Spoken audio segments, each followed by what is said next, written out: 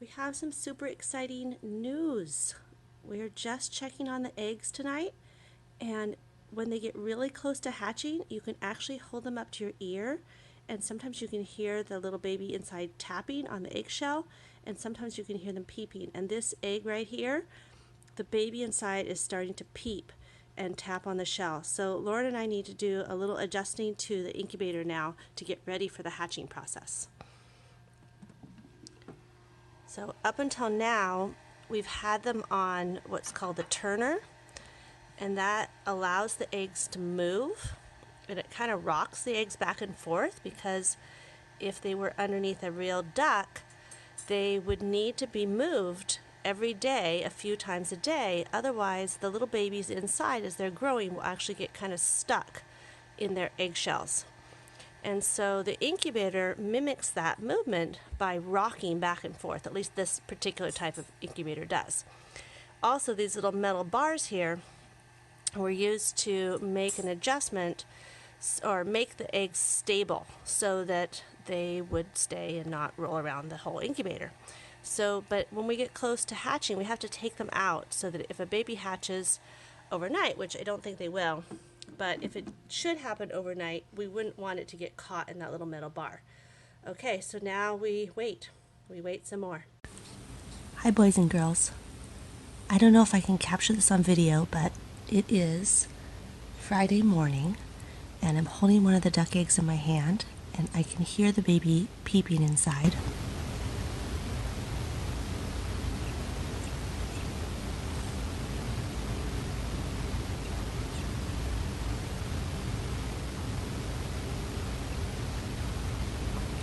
I can also feel it moving inside the shell. Every once in a while I feel like a little jiggling inside the shell, which is probably the baby starting to rotate as it's getting ready to hatch. In order for it to be able to hatch, it's going to have to be able to peck from the inside of the shell around in a circle about like this, if I can get it to hold still. So imagine it from the inside, and it's going to have to peck around in a circle like this so that the top part of the shell will come off.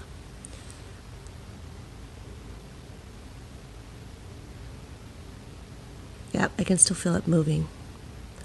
I'm going to go put it back in the incubator now, because it's really important during this time that there's enough moisture in the air around it as well. Because if the egg gets too dry, the baby inside will get kind of just stuck in there. It'll get dried out.